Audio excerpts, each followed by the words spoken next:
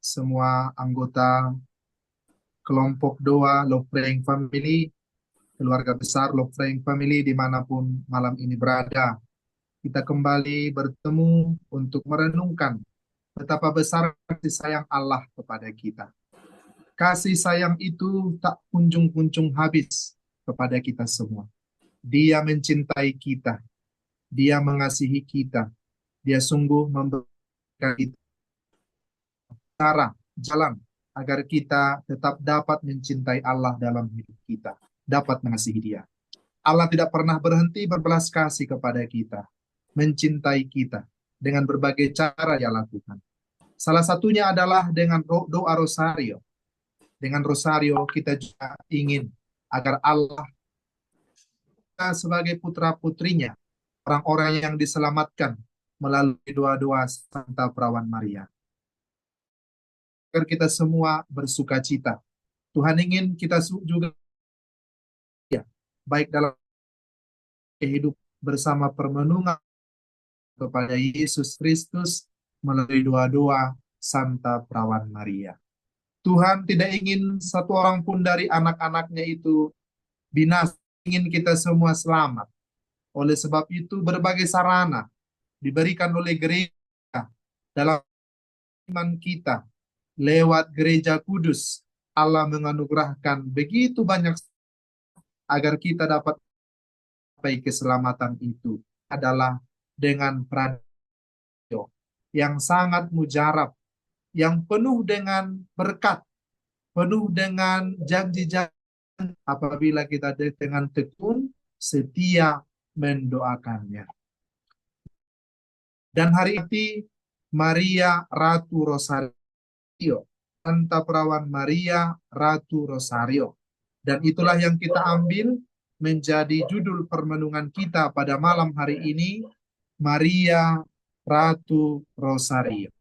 Maria Ratu Rosario atau Bunda Maria Ratu. Mari sejenak kita melihat yang diceritakan kepada, yang dituturkan kepada kita melalui bahwa menurut legenda Rosario itu kan langsung Maria kepada Dominikus. Ini ada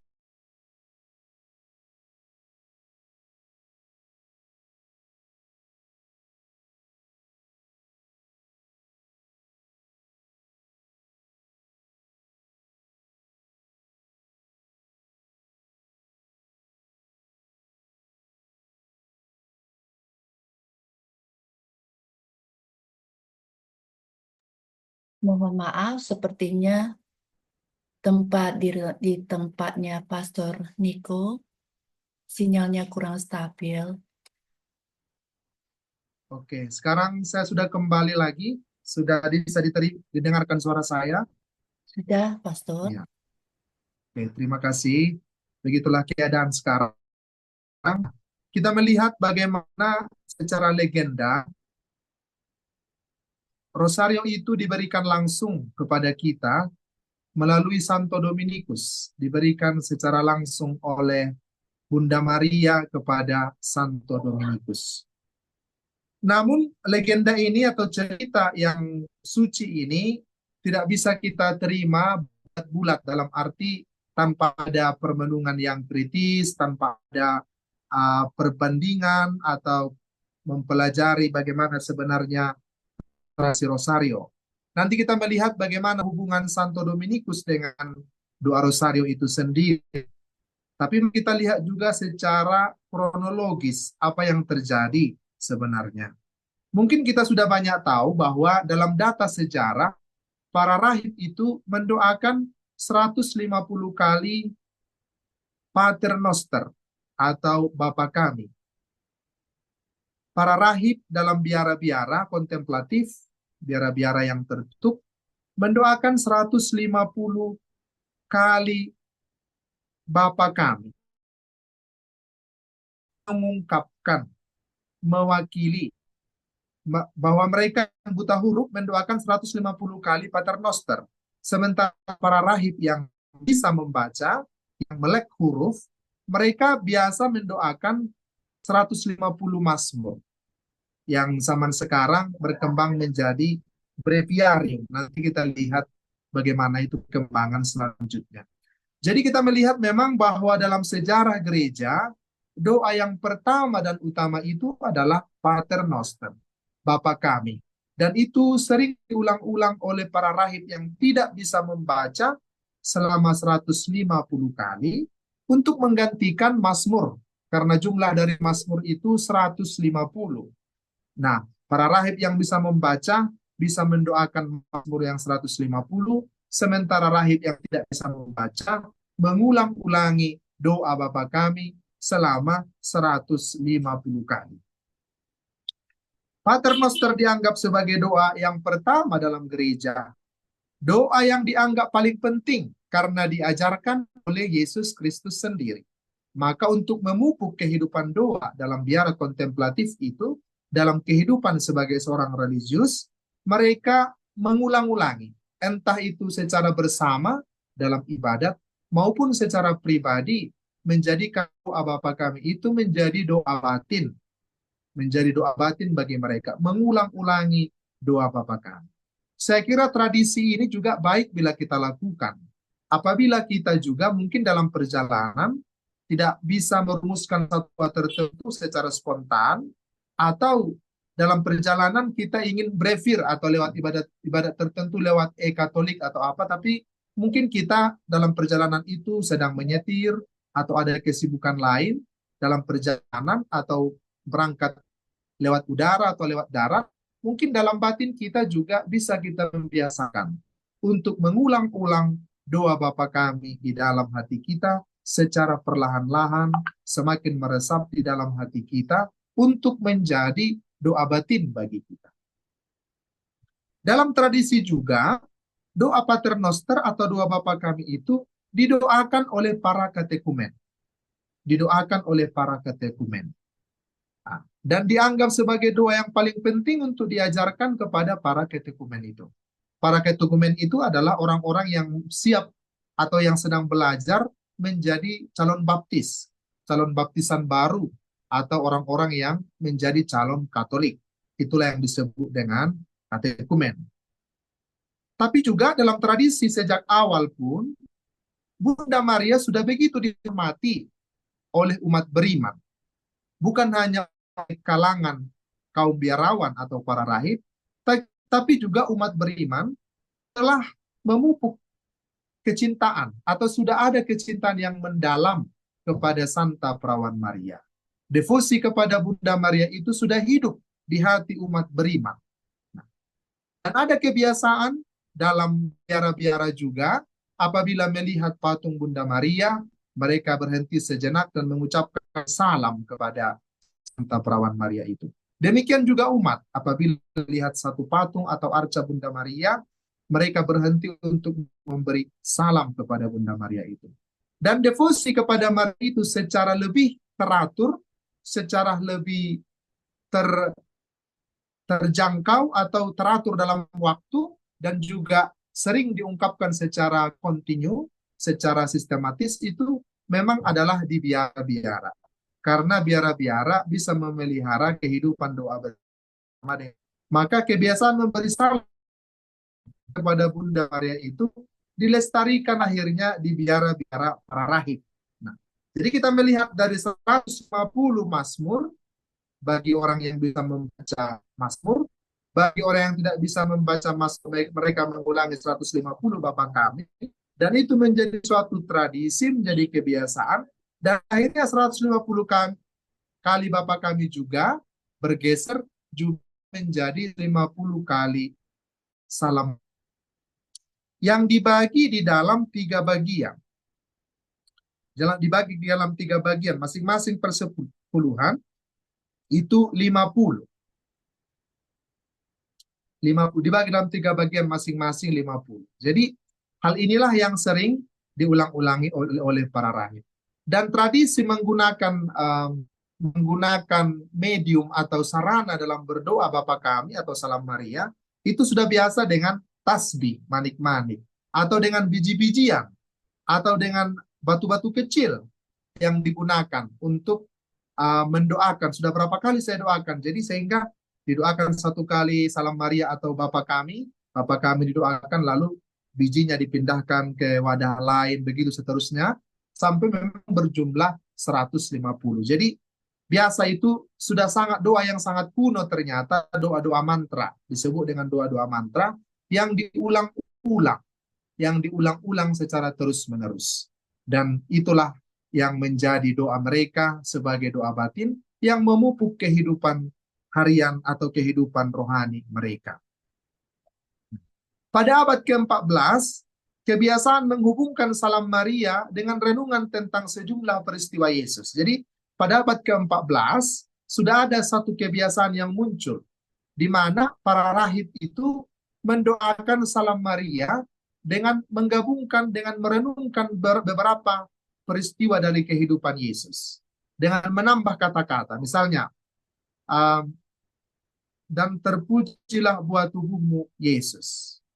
Buah tubuhmu Yesus yang didera dengan kejam, atau misalnya yang dimahkotai duri, atau terpujilah buah tubuhmu Yesus yang menderita dan wafat bagi kami, atau yang merasakan kepedihan bagi kami. Misalnya, jadi ada satu kebiasaan baru, di mana kebiasaan menambah kata-kata buah tubuhmu Yesus untuk menambahkan permenungan di dalam hati mereka, di dalam pikiran mereka, tentang Yesus.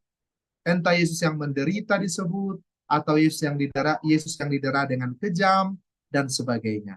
Dan itulah cikal bakal nanti di akhirnya peristiwa-peristiwa Rosario itu kita miliki dengan berbagai peristiwa.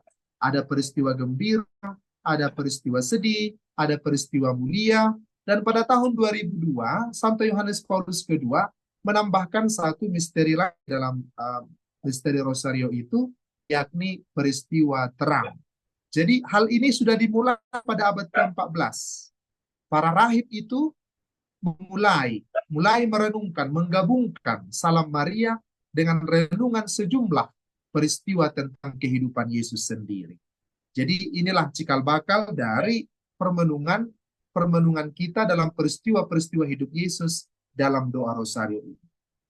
Tahun 1475, berkat tarekat-tarekat religius, doa Rosario semakin populer. Nah, semakin populer karena tarekat-tarekat religius ini mempopulerkannya kepada seluruh umat beriman.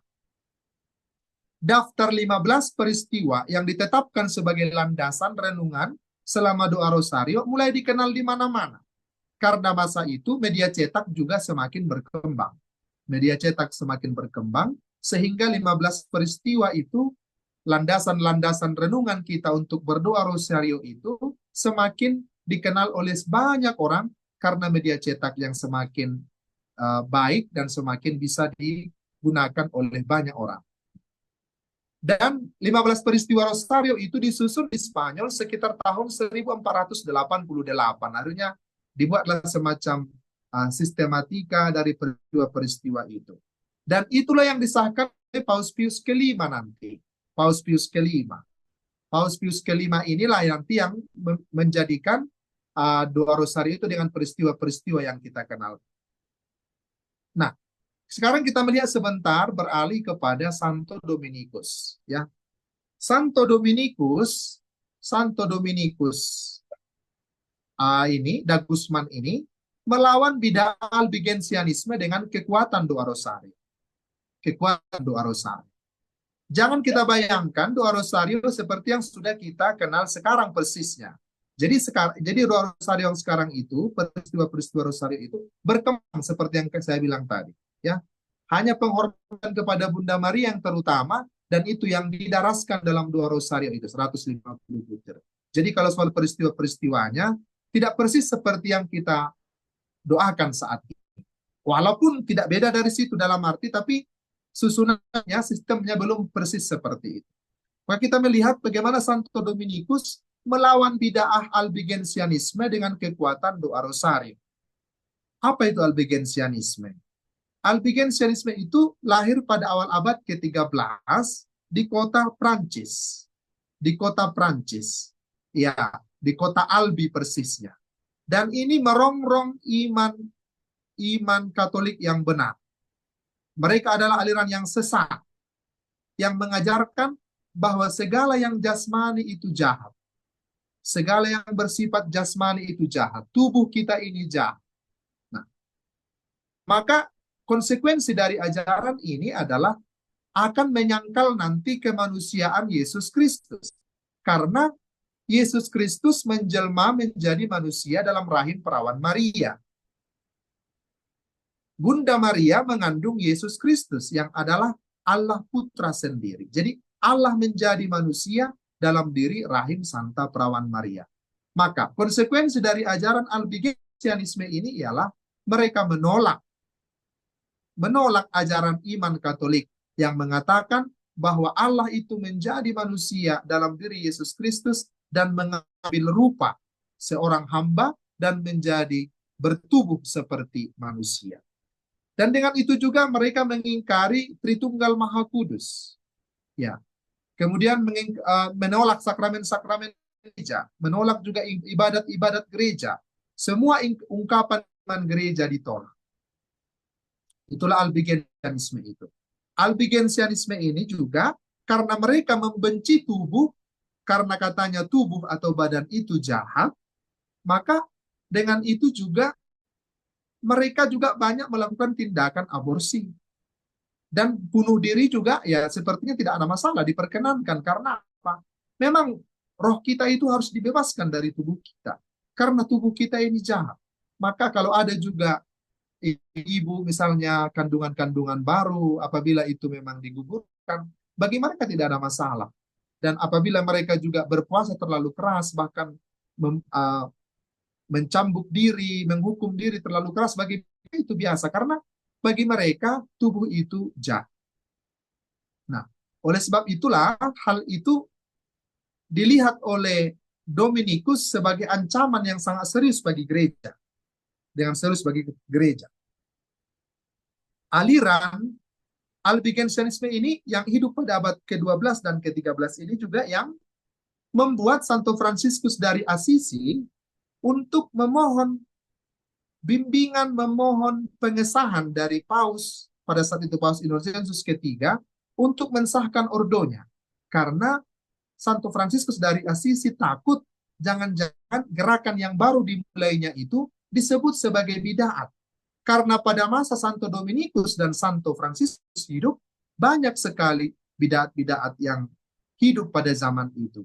Yang di satu sisi mereka menentang feodalisme kehidupan gereja pada masa itu, pada masa kegelapan pada waktu itu. Nah, kembali kepada Santo Dominikus ini. Dengan mempopulerkan, dengan melawan aliran Albigensianisme ini dengan doa-doa dan devosi kepada Santa Perawan Maria. Mereka mempopulerkan bagaimana permenungan-permenungan tentang Santa Perawan Maria yang melahirkan Yesus Kristus yang menjadi manusia, yang sungguh menjadi penyelamat bagi kita, dan itulah yang berkembang.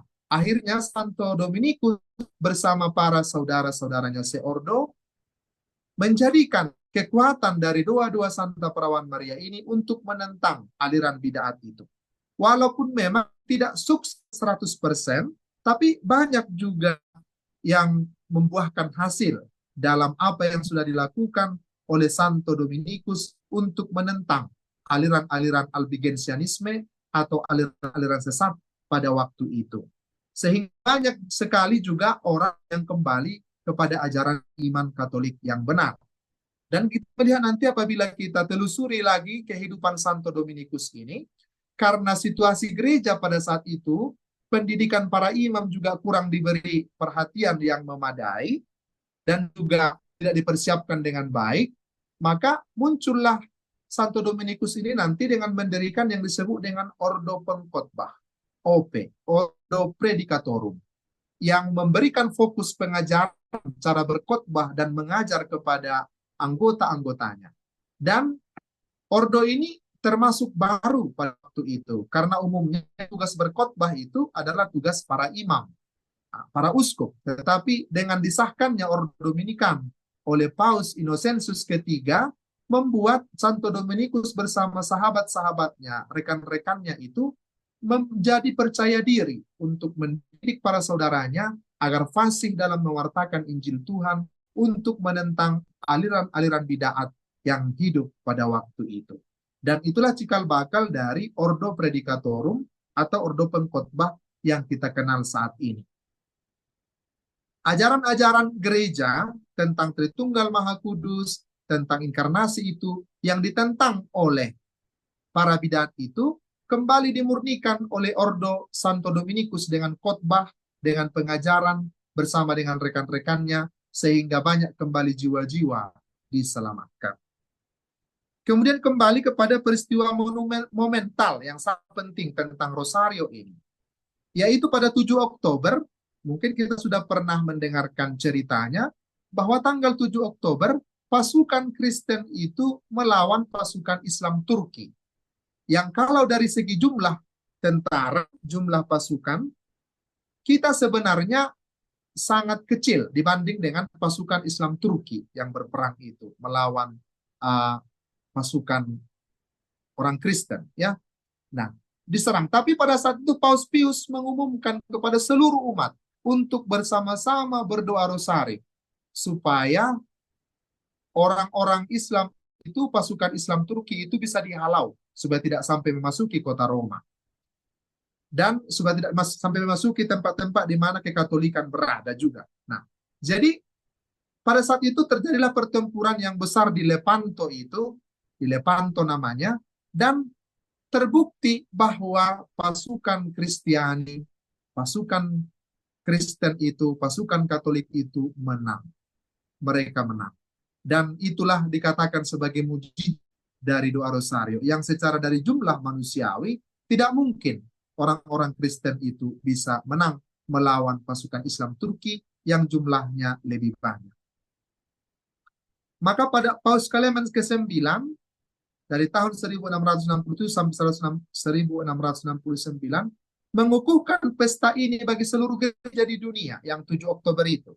7 Oktober sebagai peristiwa kemenangan pasukan Kristen itu dikukuhkan. Peringatan atau pesta ini bukan hanya untuk di Roma saja, tapi untuk seluruh gereja. Maka masuk kepada penanggalan liturgi seluruh gereja. Jadi setiap tanggal 7 Oktober kita merayakan, memestakan yang disebut dengan Maria Ratu Rosario sebagai untuk mengenang kemenangan umat Katolik, tentara-tentara Katolik melawan pasukan Islam Turki dalam kepemimpinan Santa Perawan Maria, doa-doa Santa Perawan Maria. Dan Paus Leo ke-13 mengumumkan bahwa bukan lagi hanya tanggal 7 Oktober disebut sebagai Maria Ratu Rosario, tapi akhirnya meluaskan seluruh bulan Oktober itu dijadikan sebagai bulan Rosario untuk menghormati Santa Perawan Maria.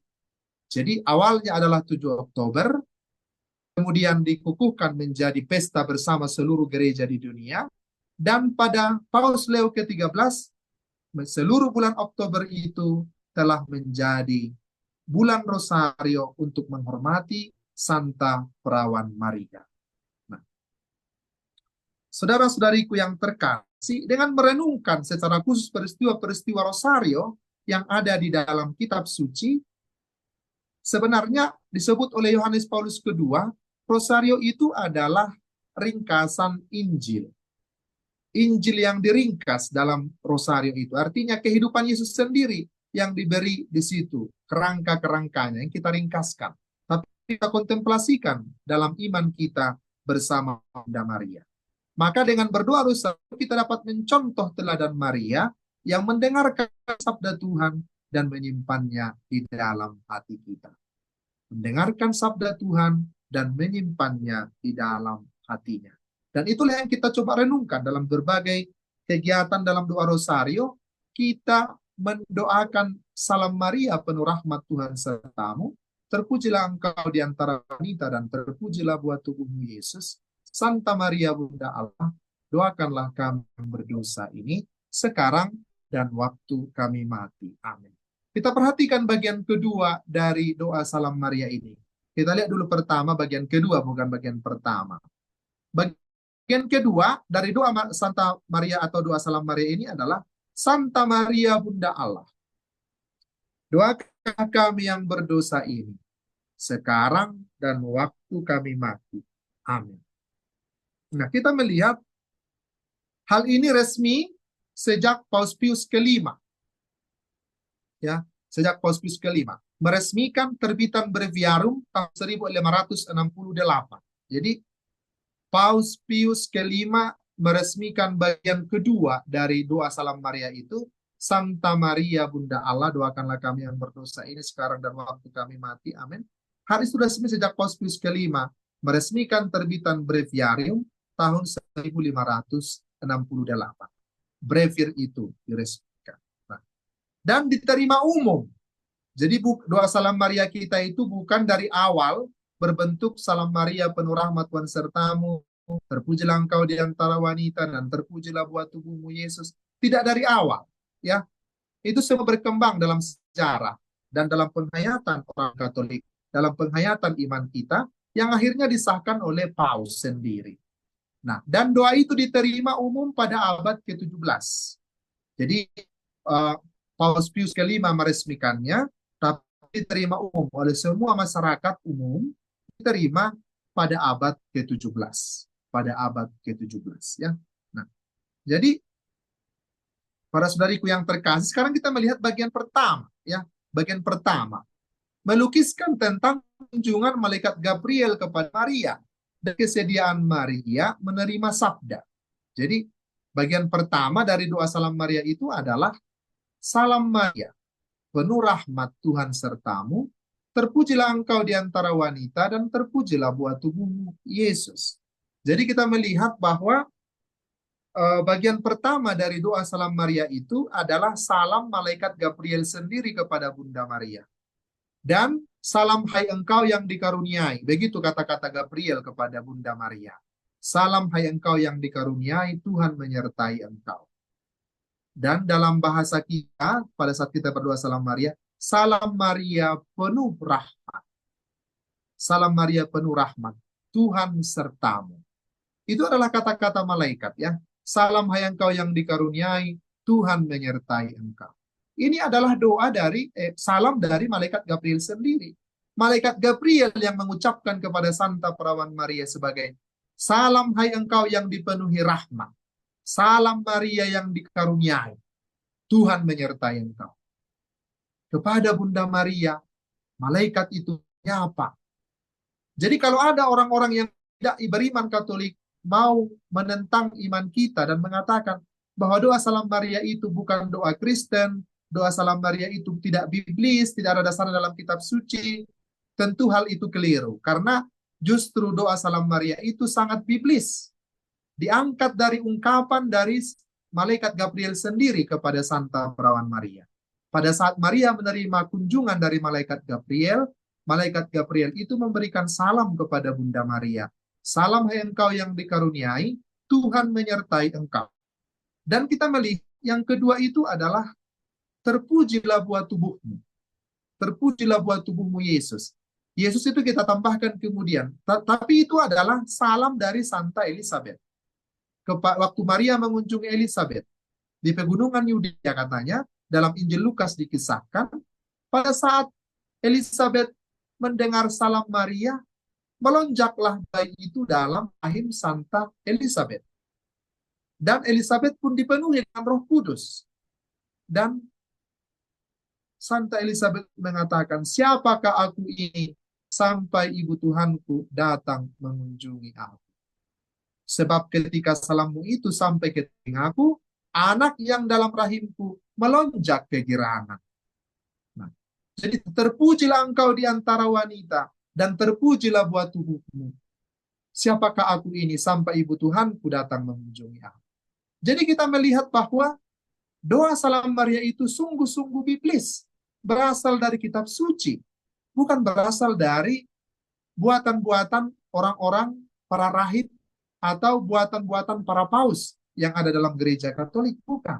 Bahwa doa Salam Maria itu sungguh diangkat dari salam Santo Gabriel atau malaikat Gabriel kepada Santa Perawan Maria, dan ungkapan kegembiraan dari Santa Elizabeth. Siapakah aku ini sampai ibu Tuhanku datang mengunjungi aku? Sebab ketika aku mendengar salammu itu, bayi dalam rahimku ini melonjak kegembiraan. Terpujilah engkau di antara semua perempuan, kata Santa Elizabeth, dan terpujilah buah tubuh. Dan kemudian kita tambahkan, dan terpujilah buah tubuhmu, Yesus. Seperti yang dikatakan tadi, pada abad ke-14, berkembanglah dan terpujilah buah tubuhmu itu, berkembanglah Yesus, disebutkan dengan kata Yesus, tapi sering disampaikan dengan Yesus yang menderita, Yesus yang didera, begitu. Jadi berkembang pemahaman konsep meditasi dan kontemplasi dari umat beriman dan dari para rahib pada saat mendoakan Salam Maria itu, mendoakan Rosario itu. Dan itulah kemudian yang akhirnya disusun jadi peristiwa-peristiwa dari kitab suci itu dan dari tradisi itu menjadi peristiwa-peristiwa yang kita renungkan dalam Rosario tadi.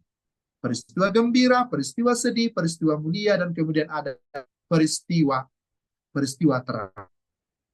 Nah, jadi salam malaikat Gabriel itulah dan seruan Elizabeth itu sendirilah yang kita doakan di dalam Rosario itu. Kemudian Paus Pius kelima tadi meresmikan doa yang disambung itu.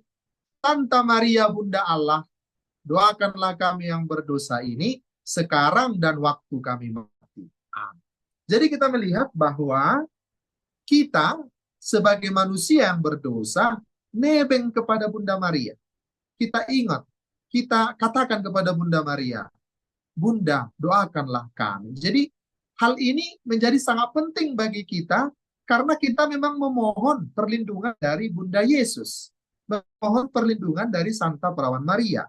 Yang bahwa Yesus sendiri pada saat pernikahan di Kana juga memerintahkan kepada para pelayan-pelayan itu untuk apa yang dikatakan oleh Yesus kepadamu, lakukanlah itu. Kita mengingat bagaimana peristiwa pesta perkawinan di Kana. Pesta perkawinan, pesta itu, pada saat pesta itu dirayakan, mereka kehabisan anggur.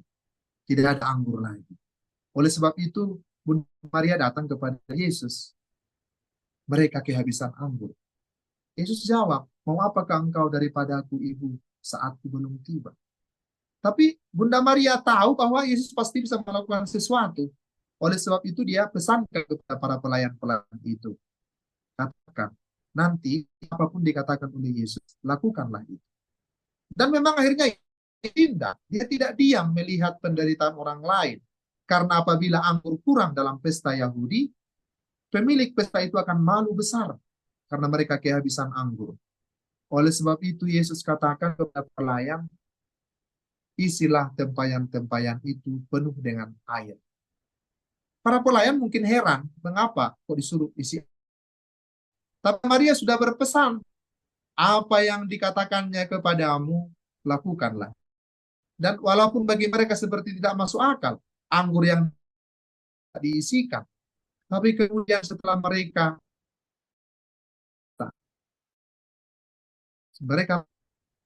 apa yang itu ternyata sudah menjadi. Nah, kita mujizat yang pertama dilakukan oleh Yesus justru karena pertolongan Santa Perawan Maria. Karena ucap Santa Perawan Maria, Yesus mau melakukan mujizat. Walaupun pada saat itu sebenarnya dikatakan oleh Yesus, belum waktuku ibu. Tapi karena ibu yang meminta kepada aku akan melakukan. Saudara-saudariku yang terkasih, hal ini menjadi sangat penting bagi kita. Apabila kita kehabisan anggur cinta kasih dalam keluarga kita, kehidupan kita, kita kehabisan pengharapan, kita dipenuhi dengan anggur kesedihan yang masam dalam hidup kita. Kita dipenuhi dengan duka cita, kesulitan-kesulitan, tempayan-tempayan kurang, hati kita. Maka mari kita datang kepada Bunda Maria. Dan terus melakukan apa yang diinginkan oleh Yesus dalam. Dan yakinlah, Tuhan akan mengubah anggur-anggur kita yang tempayan-tempayan itu dipenuhi dengan anggur sukacita, dipenuhi dengan anggur rahmat, dipenuhi dengan anggur kesehatan, dipenuhi dengan anggur berkat melimpah, dari Allah. Saudara-saudariku yang terkasih, Rosario, sebenarnya kita meneladan Bunda Maria sendiri.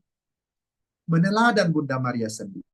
Bagaimana meneladan Bunda Maria sendiri berdoa rosari dalam hati kita? Menyimpan segala perkara itu dalam hatinya dan merenungkan. Santa Perawan Maria, orang yang sangat reaktif, emosional, bukan orang yang langsung berputus asa apabila menjalani kesulitan. Menerima kabar gembira dari malaikat Gabriel, sebenarnya dia juga ketakutan, tapi malaikat itu mengatakan, jangan takut hai Maria. Jangan takut hai Maria. Jangan takut.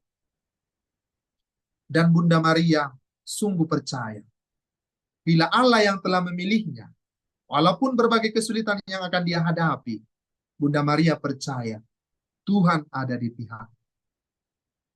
Allah sendiri yang telah mengutus malaikatnya kepadanya. Allah itu Raja kebenaran. Apa yang dikatakannya adalah sungguh suatu kebenaran. Oleh sebab itu Bunda Maria, dengan segala keteladanan imannya, menyimpan segala perkara itu dalam hatinya dan selalu mendoakan. Dan kita melihat bagaimana Santa Perawan Maria akhirnya sungguh melakukan kehendak Allah sampai dia selesai menyelesaikan tugas di dunia ini. Dan dalam satu peristiwa Rosario kita merenungkan bagaimana Maria diangkat ke surga dan bagaimana Maria dimahkotai di surga.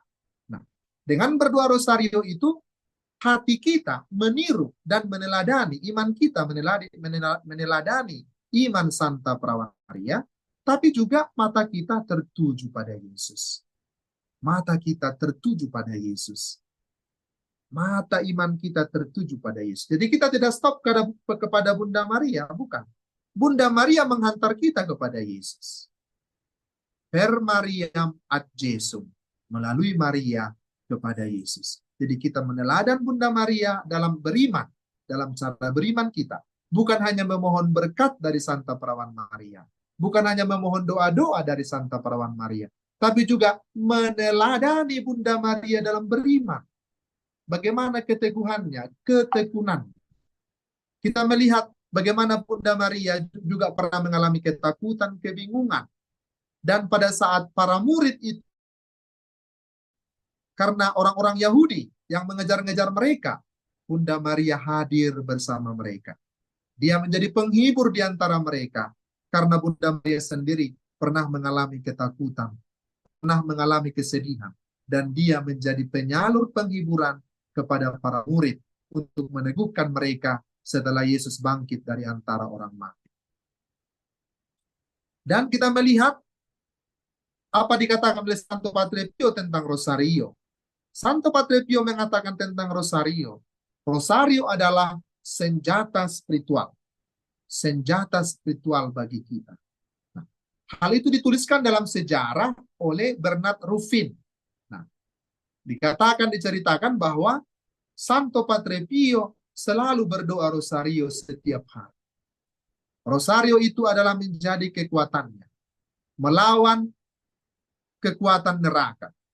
Padre Pio berusaha berdoa Rosario setiap hari, karena cintanya yang penuh kepada Bunda yang terberkati. Dan karena cintanya kepada umat manusia, dia menginginkan agar kita semua, agar mereka semua mencapai surga abadi. Jadi, Santo Padre Pio itu sungguh-sungguh berdoa kepada Bunda Maria. Rosario itu tidak pernah lepas dari tangannya. Kemana-mana, setiap hari, setiap waktu, dia menyisihkan, mempergunakan senjata spiritual bagi kita. Senjata spiritual adalah Rosario, kata Padre Pio. Karena seperti dikatakan oleh surat Rasul Paulus kepada jemaat di Efesus, kita harus memiliki perlengkapan senjata Tuhan. Karena kita melawan taktik iblis. Perjuangan kita bukan melawan darah dan daging. Bukan melawan setan, kekuatan-kekuatan kegelapan, dan roh-roh jahat di udara. Itu dikatakan oleh Rasul Paulus kepada jemaat di Efesus. Bahwa kita tidak melawan manusia-manusia yang kelihatan, Kita tidak masa yang kelihatan. Kita justru melawan kekuatan-kekuatan yang sering tidak kelihatan, yakni kekuatan-kekuatan setan yang datang merongrong kehidupan manusia.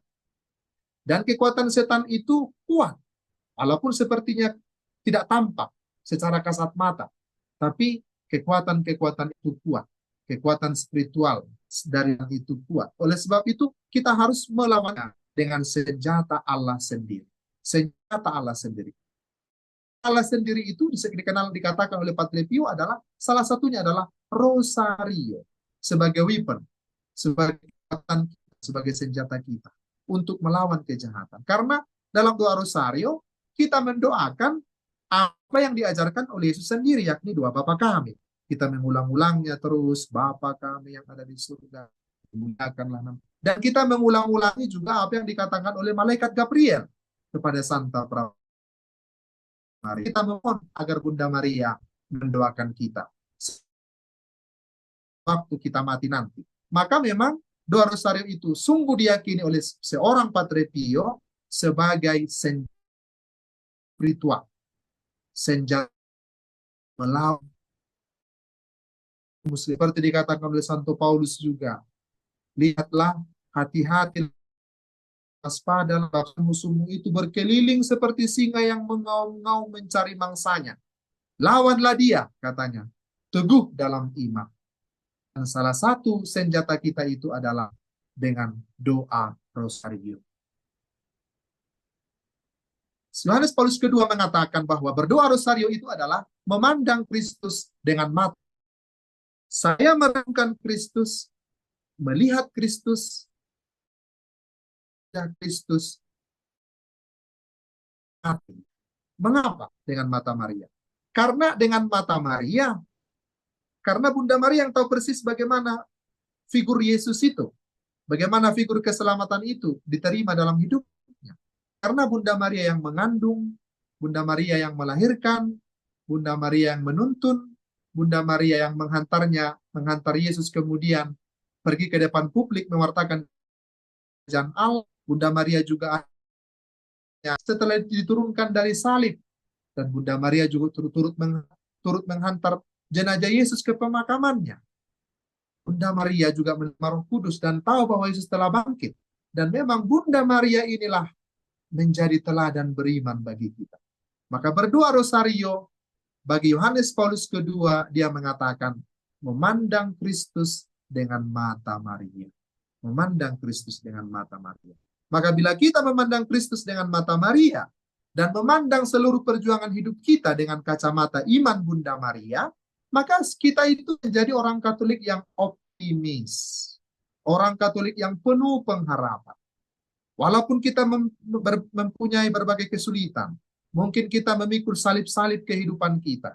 Mungkin ada hal-hal yang membuat kita merasa menderita. Entah itu hubungan keluarga, atau kerja, atau hubungan batin kita sendiri. Sering merasa kurang disapa oleh Tuhan, merasa kosong dan sebagainya. Tapi bila kita memandang Kristus dengan mata Santa Perawan Maria, kita akan memiliki pengharapan. Kita akan memiliki kekuatan. Kita akan memiliki iman yang mendalam. Karena untuk mendekatkan diri kepada Tuhan, bukan hanya peristiwa-peristiwa sukacita dalam hidup kita, tetapi juga peristiwa duka yang kita alami, dan peristiwa mulia yang akan kita terima. Maka peristiwa-peristiwa rosario itu adalah peristiwa-peristiwa hidup Yesus sendiri, yang juga bisa terjadi dalam hidup kita. Maka seorang guru spiritual saya dulu mengatakan kepada saya, kalau berdoalah rosario, katanya. Kalau kamu sedang sedih, coba renungkan peristiwa-peristiwa sedih bersama Bunda Maria, kata. Kalau kamu sedang gembira hari itu, berdoa rosario juga, tapi buat peristiwa gembira. Nah, kalau kamu merasa mendapatkan sesuatu hal yang mulia, kamu dapat pujian, mendapatkan nilai yang bagus, mendapatkan hal-hal yang membuatmu merasa melambung karena sesuatu hal yang positif, doakanlah peristiwa mulia. Kata pemimpin spiritual saya itu, kepada guru saya itu, saya sangat berterima kasih atas ajaran itu. Dan sekarang pun saya mempraktekkan itu. Apabila saya sedih, saya berdoa rosario peristiwa sedih. Apabila saya gembira, saya berdoa rosario peristiwa gembira. Dan hal itu juga bisa kita buat dalam hidup kita. Di dalam doa rosario kita sehari-hari, secara khusus pada bulan rosario ini. Bila kita sedih, jangan menjadi tidak berdoa, menjadi stop berdoa. Aduh, saya sedih lagi nih. Padahal saya sudah berjuang supaya saya mengusahakan ini, mendapatkan ini, tapi tidak bisa. Saya sedih. Atau ada peristiwa keluarga yang membuat saya sedih. Jangan meninggalkan doa. Ambillah rosario, renungkanlah peristiwa sedih. Ada peristiwa gembira dari keluarga, peristiwa gembira dari kerja, peristiwa gembira dari relasi persahabatan kita. Mari pada saat berdoa, kita gunakan doa rosario, peristiwa gembira. Dan seterusnya. Dan itu akan membantu kita bertumbuh, memandang Kristus dengan mata Maria. Karena sebagaimana Bunda Maria juga mengalami kesedihan. Bunda Maria juga mengalami kegembiraan, kemuliaan. Dan juga kita melihat bagaimana Bunda Maria akhirnya dimahkotai di surga karena ketaatan iman.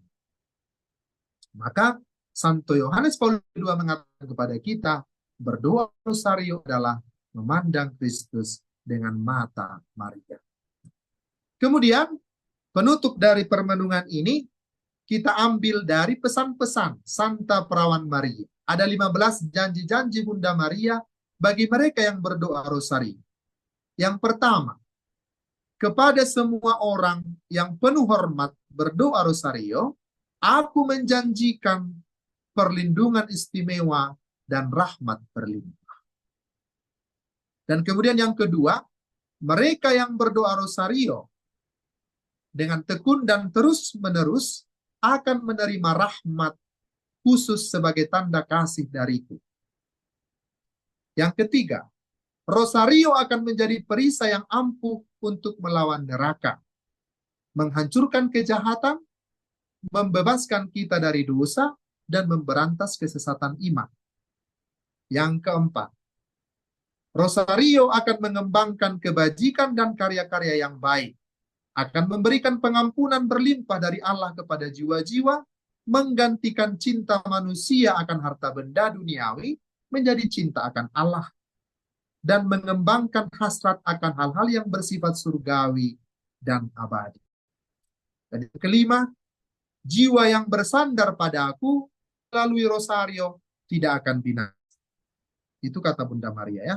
Kemudian yang keenam, mereka yang berdoa rosario dengan penuh kesungguhan, dengan bukan peristiwa-peristiwa bencinya, tidak akan ditimpa kemalangan ataupun mati mendadak. Bagi para pendosa, mereka akan bertobat. Orang-orang benar akan tumbuh dalam rahmat dan menjadi layak menerima kehidupan kekal. Yang ketujuh, mereka yang hidup dengan penuh kesetiaan terhadap rosario tidak akan mati tanpa hiburan dari gereja maupun tanpa rahmat dan menjadi layak menerima kehidupan kekal. Yang kedelapan, mereka yang setia berdoa rosario akan menemukan terang dan dipenuhi rahmat Allah selama hidupnya, dan lebih pada saat ajalnya akan ikut menikmati pahala kudus di surga. Yang kesembilan, aku akan segera membebaskan mereka yang penuh hormat terhadap rosario dari siksaan api neraka. Yang kesepuluh, mereka yang setia berdoa rosario akan menikmati kemuliaan yang luhur di surga. Yang ke-11, kamu akan mendapatkan apa yang kamu minta dariku dengan berdoa rosario. Yang ke-12, mereka yang menganjurkan berdoa rosario akan kubantu dalam kesulitan hidupnya. Yang ke-13, aku telah mendapatkan janji dari putraku bahwa semua anggota pendoa rosario akan memperoleh perhatian dan persekutuan para kudus di surga dalam masa hidup dan matinya. Yang ke-14, mereka yang berdoa rosario dengan penuh iman adalah anak-anakku yang tercinta, saudara-saudara dari putraku yang tunggal Yesus Kristus. Yang terakhir ke-15 adalah devosi terhadap rosario adalah pertanda yang agung bahwa yang bersangkutan akan menemukan kebahagiaan bersama Kristus. Demikianlah 15 janji Santa Perawan Maria kepada setiap orang yang berdoa rosario. Maka mari kita secara khusus pada bulan rosario ini mengkhususkan diri kita, mencari waktu kita untuk memuji Allah, memandang Yesus bersama dengan Bunda Maria dalam doa-doa rosario yang kita lantunkan. Sebagaimana rosario artinya adalah taman mawar, rosario, kebun mawar yang harum mewangi. Demikianlah kiranya doa-doa kita membubung kepada Allah bersama dengan doa-doa Santa Perawan Maria. Seperti bunga mawar yang harum mewangi sampai kehadiran Yesus Kristus Tuhan kita. Amin. Pace e bene. Amin. Terima kasih, Pastor.